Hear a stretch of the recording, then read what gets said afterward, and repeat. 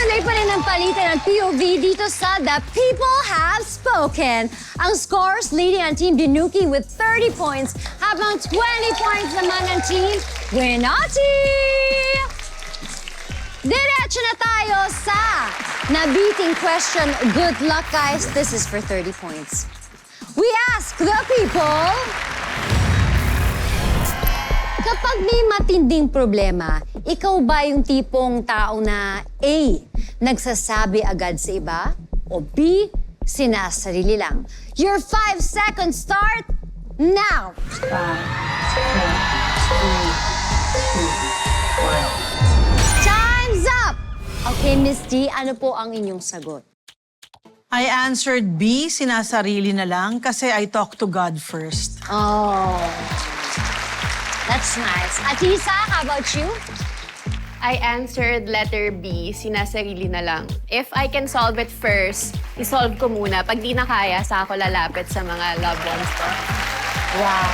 But how about the people, Sean? Pangalan natin bro, taga saan?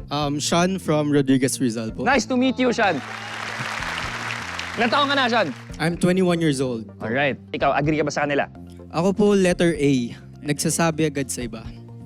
Kasi po, for me, when you have problems po kasi tapos kinikip mo lang sa sarili mo, mag-iipon-ipon siya, tapos mapupuno ka hanggang sa mag-explode siya. Kaya nagkakaroon po tayo ng mental health problems kasi hindi natin siya sinashare to other people. Thank you so much. Thank you, Sean.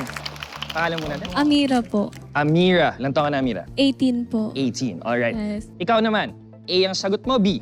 B po.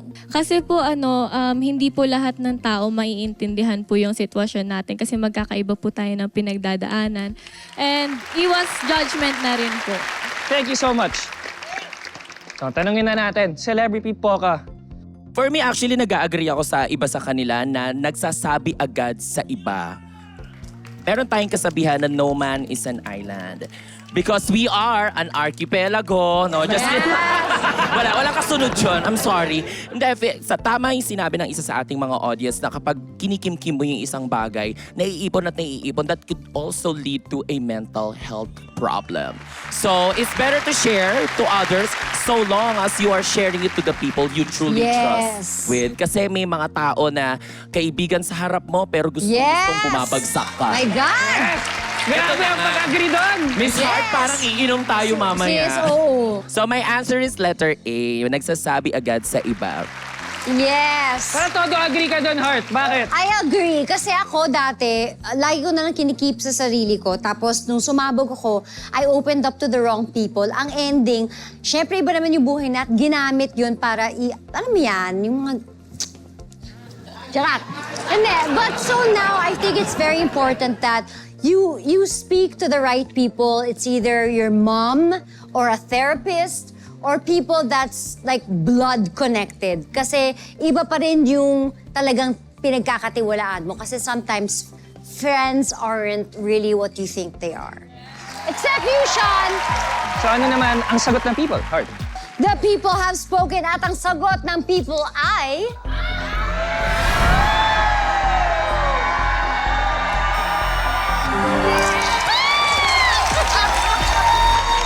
Mukhang secretive ang ating people tonight. Tama si Miss D at Atisa. Congratulations ang Team Dinuki, 60 points.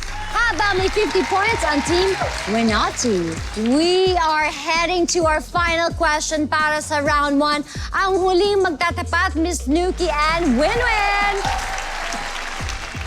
Okay, ladies. Kapag tama kayo sa tanong na ito, you will get 40 points! We ask the people, kung sa start pa lang ng relasyon nyo ay nagpakita na siya ng di magandang asal, ano ang gagawin mo? A. Makikipaghiwalay agad? B. Tutulungan ko siyang magbago.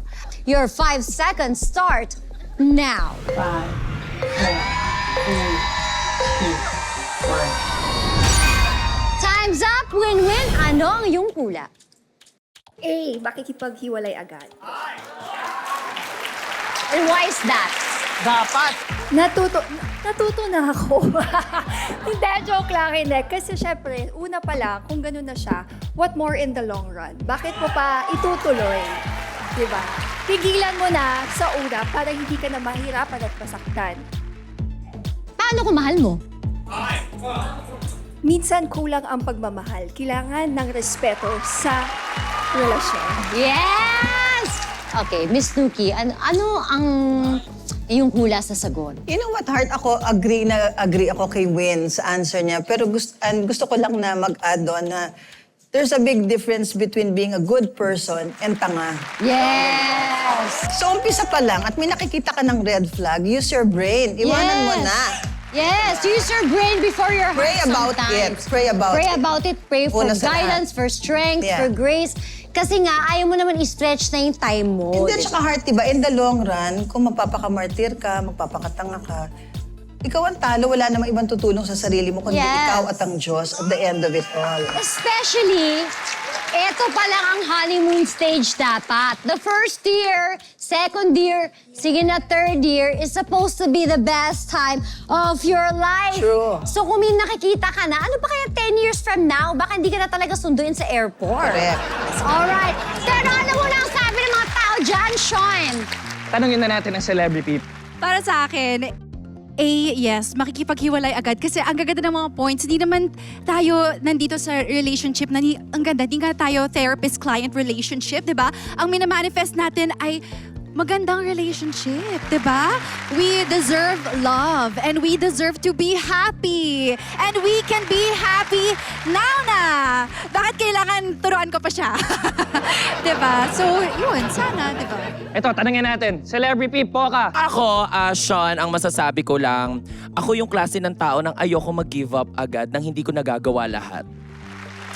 Una sa lahat, karelasyon kita, mahal kita. Tinanggap ko ang mga positibong aspekto ng buhay mo, tatanggapin ko rin dapat ang mga negatibong parte. Ay! Pero hindi ako papayag na manatili sa relasyon na nananatili din ang negatibong parte ng aspeto ng pamumuhay mo. So I will do my best in my power. So ang sagot ko ay letter B. Heart, ano ba sabi ng people? The people have spoken at ang sagot ng people ay...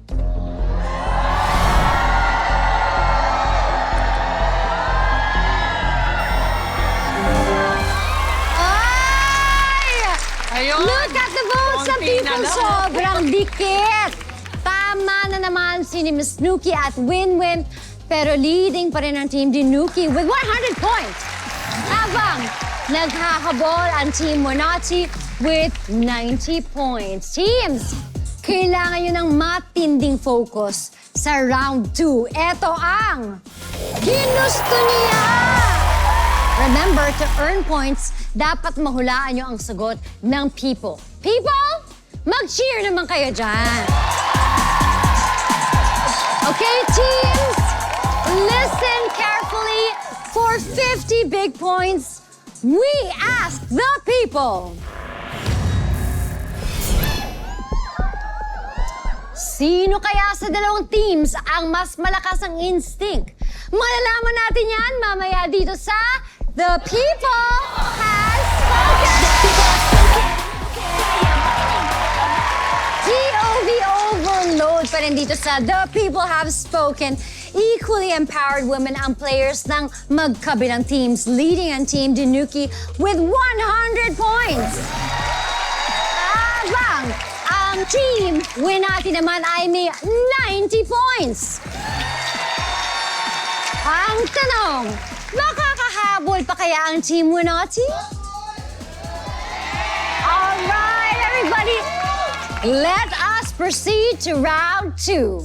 This question is worth 50 points. We ask the people, alin ang pinaka nakakainis na excuse kapag late ng 2 oras ang ka-meeting mo? A. Naipit sa traffic. B. Nalimutang may meeting. C. Na late ng gising. Your 5 seconds start now!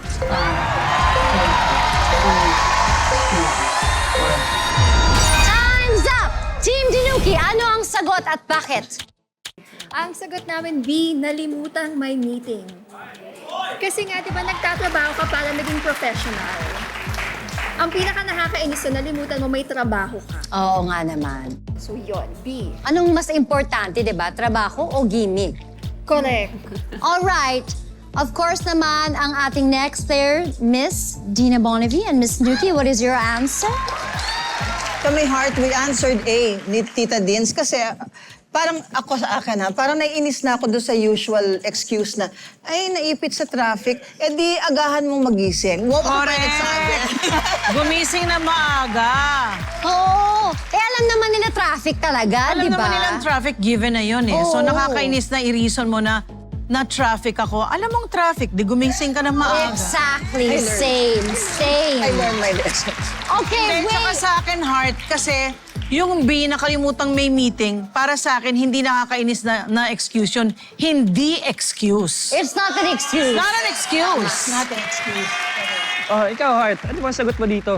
Ako, late is late. Walang excuse. You wanna work, be there on time. Sinasweldohan ka, respect other people's time. If you think, obviously, we were born traffic now, wake up early. Maaga ko gumising, agahan mo. But if you're going to give me a lousy excuse na hindi ako nakatulong, nagising ako na ganyan, eh di bakit ka pa nagtrabaho, di ba? Again, you also have to look at the track record ng isang tao. Kung never naman siya talaga na late, tapos nagkaroon ng emergency, na late ng gising, okay, your excuse. But if you're gonna give me a lousy excuse na traffic, ganyan, huwag na tayo magtrabaho. Anyway, ang sugot ng Team Dinuki A, naipit sa traffic. Ang sabi naman ng Team Winati ay B, nalimutan may meeting for 50 big points. The people have spoken. At ang sagot ng people ay...